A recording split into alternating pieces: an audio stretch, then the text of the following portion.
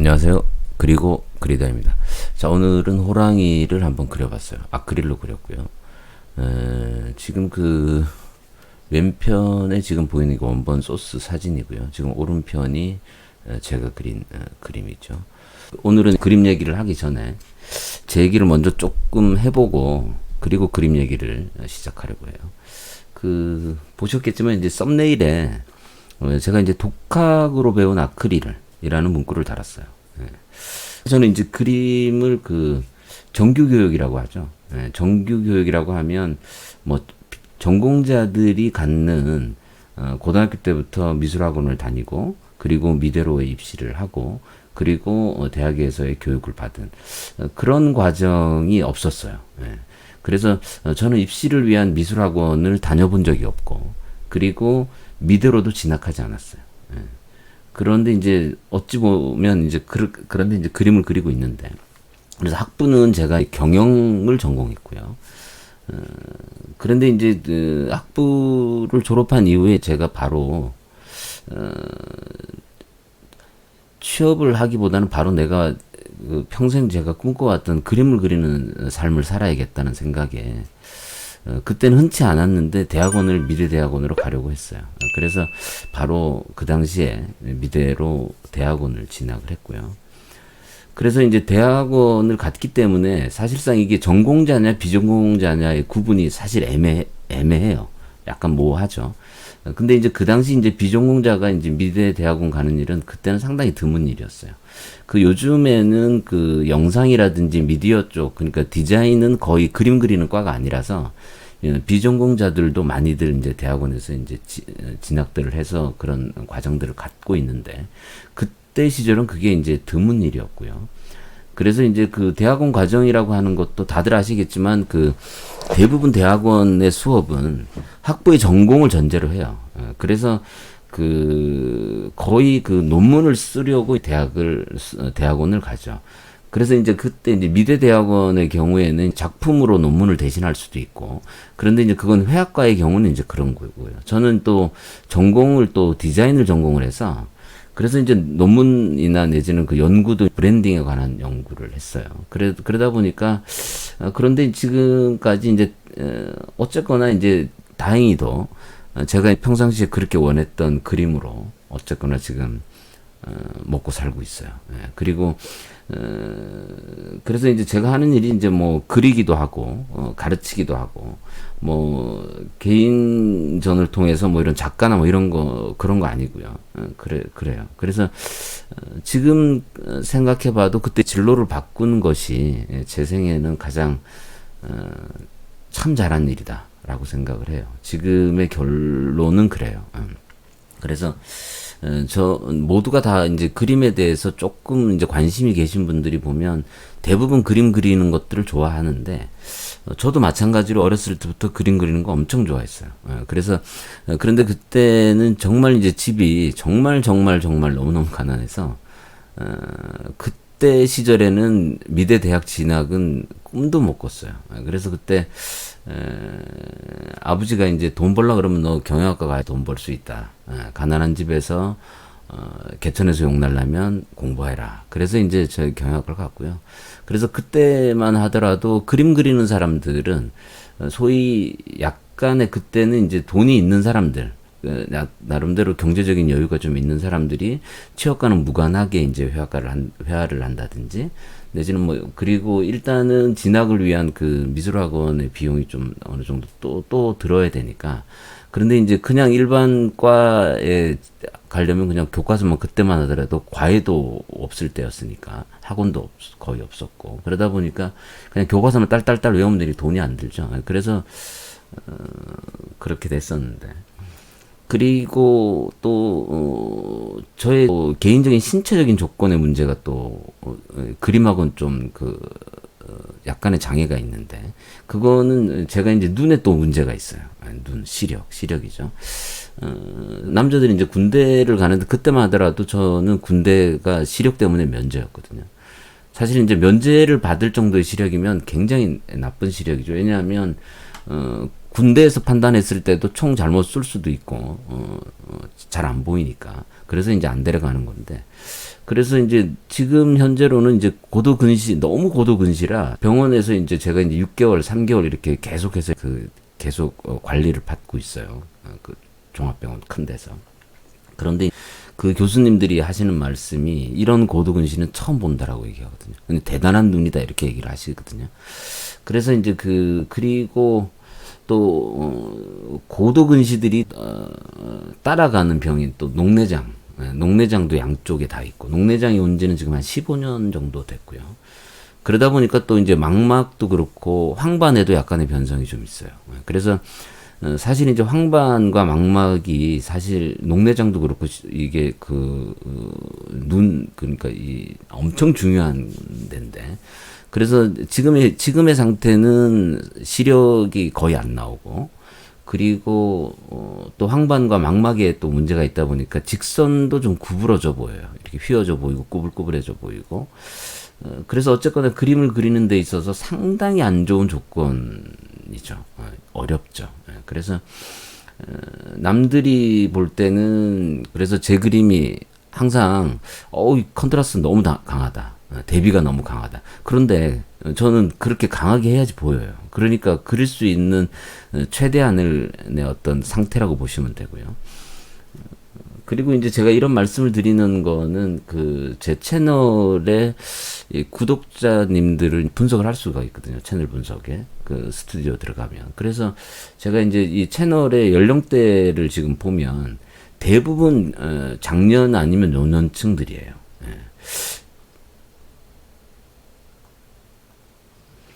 그래서 이제 이런 얘기들이 사실상 요즘 젊은 세대들이 듣기에는 아주 고리타분한 재미없는 얘기일 수도 있고 그래서 이런 얘기를 할까 말까 고민을 좀 하다가 뭐 어차피 그래도 이제 그런 분들도 좀 있어서 그래서 제가 요거를 한번 편집을 해보고 있는 거고요. 이게 뭐 가만 보시면 이제 이렇게 살다 보면 어느 정도 나이가 되시면 어느 날 문득 굉장히 나름 자기가 어쨌거나 생업에 치열하게 이렇게 사시다 보면 어느 정도 이제 나이가 들고 그리고 어느 날 갑자기 문득 살아온 날들을 돌이켜보죠. 그리고 본인이 지금 생각하실 때 나름대로 여유도 있고 그리고 자신을 찾는 과정에서 이렇게 하다 보면 내가 예전에 못한 그림들을 한번 그려볼까? 뭐 이런 생각들을 가지신 분들도 많고요. 그래서 이제 자기를 찾는 과정이신 것 같아요. 그래서 막상 그런데 이제 시작하려고 하면 과연 내가 어디서부터 뭘 해야 될지 몰라요.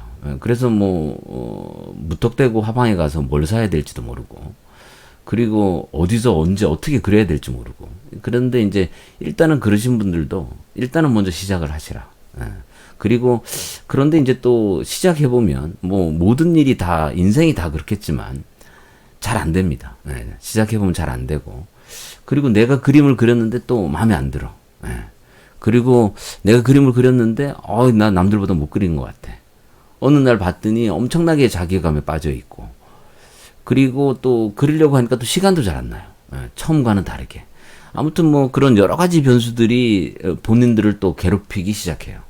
그러면 그럴 때 그거를 또 이겨내셔야 돼요.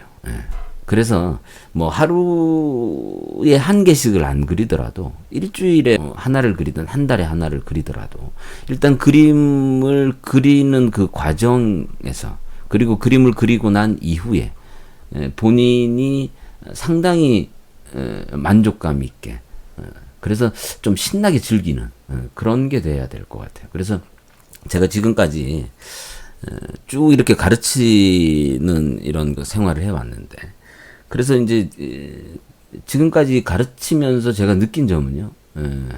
그림은 어떻게 그려도 본인들의 입장에선 잘 그린다고 생각하셔야 돼요. 그래서 그거를 비교하려고 하지 마시고 평가하려고 하지 마시고 항상 그 입시처럼 생각하지 말고 자신의 느낌을 본인의 느낌으로 즐기면서 그냥 그리시면 되는 것 같아요. 굉장히 강조하는 부분이고요. 제가 가르치는 학생들의 대부분이 이제 다들 전공자들이에요. 전공자들이고 성인들인데, 그런데 이제 요즘에 입시를 치르는 학생들의 가장 큰 걸림돌이 너무 주어진 기준에 들어가려고 애를 쓰다 보니까, 항상 그 틀 안에서 살다 보니까 정작 본인들이 수업에 자기 그림을 잘 못 그립니다. 그리고 한 번도 해본 적이 없어서 그런 거예요. 항상 그 평가에 익숙해져 있고, 그리고 기준에 부합하는 그림을 그리려고만 했던 거예요. 그러다 보니까 자기 그림을 정작 그리려고 하면 두려움이 앞서죠. 그래서 하는 말이, 선생님 안 보고는 못 그려요. 저는 그거 어떻게 그리죠? 못 그립니다. 이런 얘기들을 하죠. 그래서 평상시에 주변의 평가에 항상 부합하려고 노력했고, 너무나 많은 시간을 거기에다 낭비한 거예요. 자기 표현에 어색한 거죠. 하려고 하니까 너무 어색한 거지. 그래서 그럴 때는 제가 어떤 처방을 내리냐면, 지금까지 네가 가지고 있던 네 룰에 들어가 있는 드로잉에서 벗어나야 한다. 자, 그러면 지금까지 네가 오른손으로 그림을 그렸다면, 자, 지금은 왼손으로, 훈련받지 않은 손으로, 익숙하지 않은 손으로 그려보라고 하거든요. 그러면 아이도 놀라고 저도 상당히 놀랍습니다. 그러면 정말 이 세상에서 자기가 처음 보는 그런 드로잉을 볼 수가 있어요. 그 그림을 가지고 평가하려고 하는 건 아니고, 그런 관념을 깨라는 거죠. 그렇게 해서, 그래서 이제 뭐 그런 것도 하고요. 그 다음에 이제 컨트롤 드로잉 같은 것도 많이 시키고, 그리고 그 아예 이제 그 컨트롤 드로잉과는 좀 다르게 아예 그 블라인드 컨트롤 드로잉, 그러니까 보지 않고 그냥 그런 것도 시켜봐요. 그래서 아무튼 이제 그 여러분들도 이 그림 생활을 하시는데, 그림뿐만이 아니라 어떤 일이라도 두려워하지 마시고, 남 신경 쓰지 마시고, 너무 조급해하지 마시고, 뭐 내일 모레 시험 보러 들어가는 거 아니니까. 그리고 이제는 천천히 좀 즐기시면서, 그리고 하루, 그리고 일주일을 마무리하는 그 시점에 자기를 가감없이 표현해보고 느껴보는 그런 시간을 가지면, 그게 가장 좋은 그림 생활인 것 같아요. 그래서 제 모토가 모두가 그림을 그릴 수 있는, 언제든지 내가 자기를 표현할 수 있는 그런 세상이 오기를 바랄 뿐입니다. 그래서 앞으로도 즐거운 그림 생활 부디. 자, 이제는 다시 그림으로 돌아와서, 지금 스케치를 러프하게 한 상태에서 그 갈색으로 먼저 드로잉을 했죠. 그리고 갈색으로 10개에서, 지금 캔버스 위인데 10개에서 바닥이 비치게 해서 깔아주고, 지금 그 바닥색이 그렇게 보이고 있는 거고요. 그러고 난 다음에 이제 조금씩 이제 그려나가고 있는 과정인데, 지금 거의 한 중반 정도를 넘어선 것 같아요. 동물은 이 털이라고 하는 구조가 조금 생소할 수 있는데, 그런데 저도 잘 못하는데, 저걸 털을 한 올 한 올 이렇게 보실 것이 아니고, 처음에는 저것도 마찬가지로 색이 변화나 내지는 덩어리를 먼저 잡아주시고, 그리고 제일 마지막에 털의 느낌을 내서 그렇게 해서 그려주면 조금 좀 편한 것 같더라고요. 근데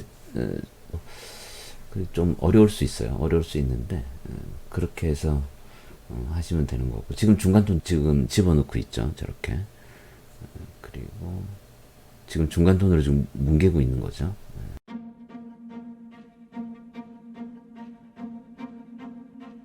그리고 조금 진한 색으로 다시 또 넣어주고요.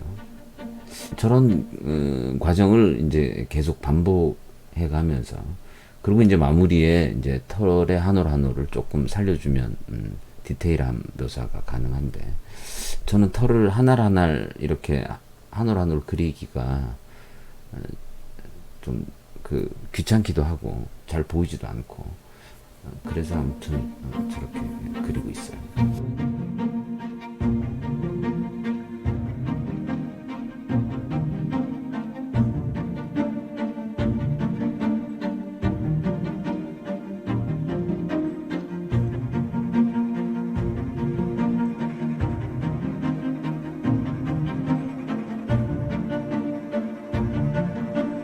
그 계속해서 무수히 반복을 해야 됩니다, 지금. 이제 이 동물 초상화를 잘 그리시는 분들을 보면 사진처럼 똑같이 이제 그려내시는 분들이 많은데, 그런 분들은 굉장히 세밀하게 그리세요. 굉장히 얇은 붓을 가지고 털을 하나하나 다 묘사를 하시죠.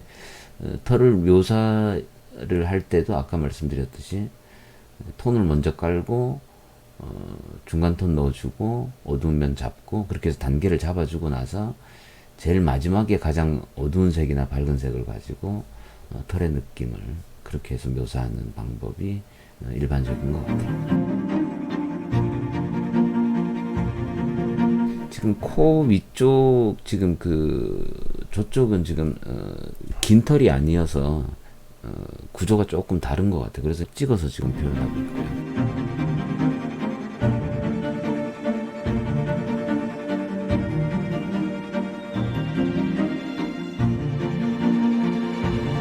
그리고 여러분들이 동물 털을 묘사를 하시고 디테일한 묘사를 하실 때 지금 저게 이제 캔버스인데 캔버스에는 천의 요철이 있거든요. 그래서 그 부분에 제소 작업을 조금 해주시면 아무래도 조금 더 착색도 그렇고 그 다음에 선이 지나갈 때도 그런 텍스처가 보이지 않으니까 그리시는데 좀 용이할 수 있고요. 그래서 나중에 이제 제소 바르는 것도 한번 올려드릴게요. 그래서 저는 세밀한 묘사를 할 때는 제소 과정이 꼭 필요합니다. 저는 귀찮아서 잘 안 하는데요. 요즘에는 캔버스도 대체적으로 제소질이 한 번은 돼서 나오거든요.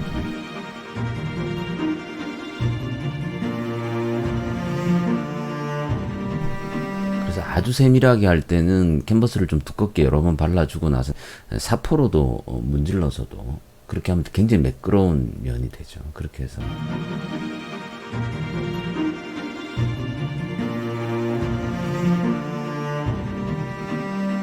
지금 저 캔버스는 제소를 한 번 정도 제가 작업을 한 것 같아요.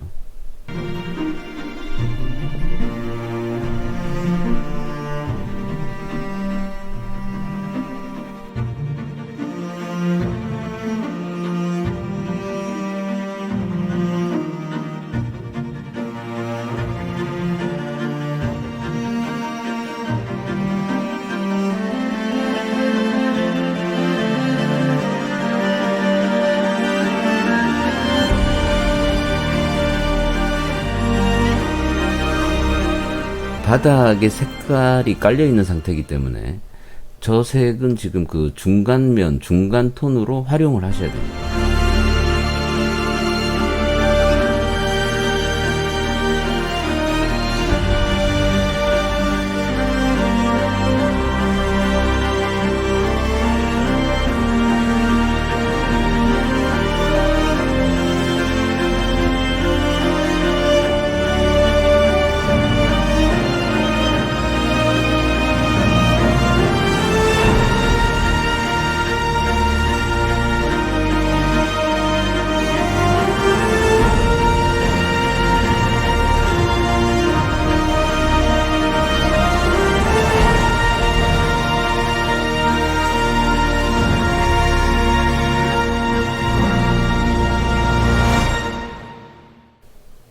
지금 사용하는 저 붓은 양쪽 끝이 이렇게 좀 둥글게 돌아가 있어서 둥글게 이렇게 깎여 있어요. 그래서 브랜딩이 조금 더 쉽게 되는 그런 붓입니다.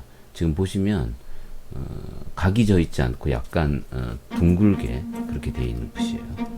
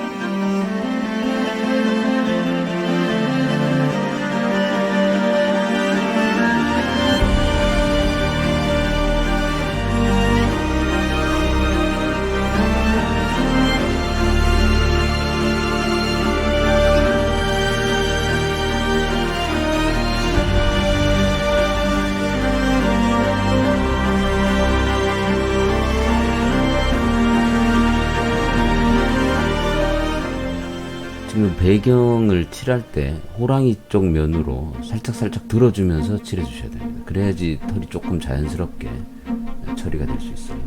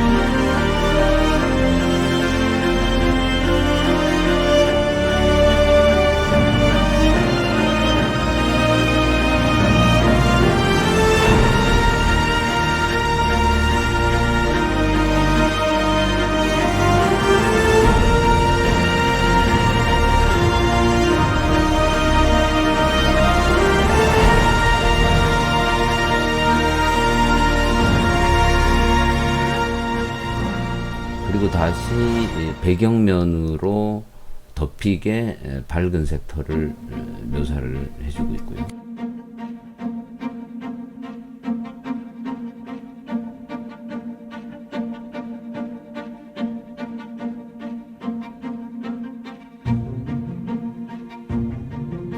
그 지금부터 하는 털의 묘사는 조금 그 세밀하고 디테일할 필요가 있습니다. 여러분들은 조금 저보다는 조금 더 디테일하고 세밀하게 묘사들을 해주시면 될 것 같아요.